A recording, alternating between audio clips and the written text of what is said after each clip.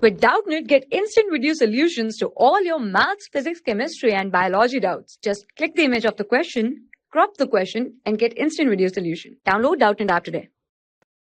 Okay, so the question states a small block of mass 500 gram is pressed against a horizontal spring fixed at one end to a distance of 10 centimeter. Okay, so when released, the block moves horizontally till it leaves the spring where it will hit the ground 5 meter below the spring.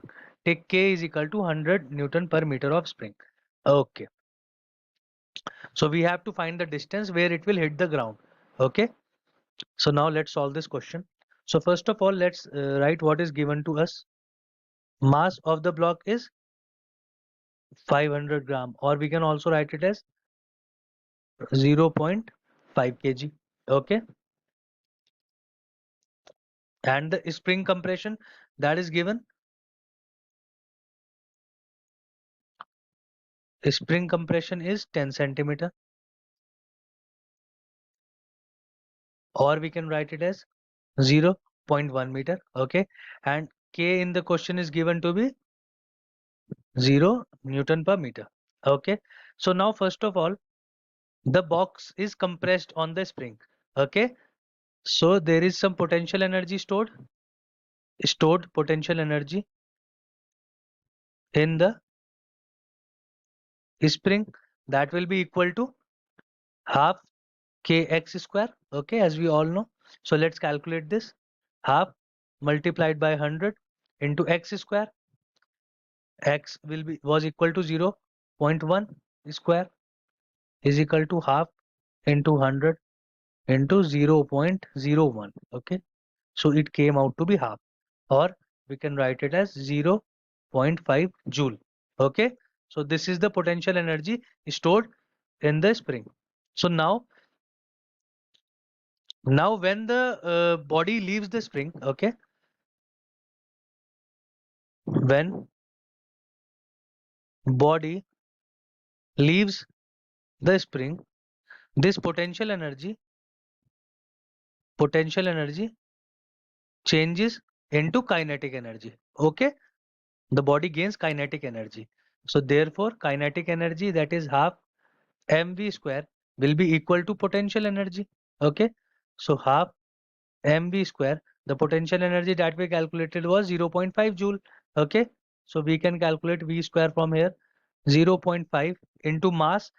Okay, 0.5 into 2 upon mass. Okay, so the value of mass is 0.5. 0.5 multiplied by 2 upon 0.5. The 0.5 and 0.5 cut off.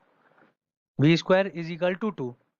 V is equal to under root 2. The value of that is 1.414.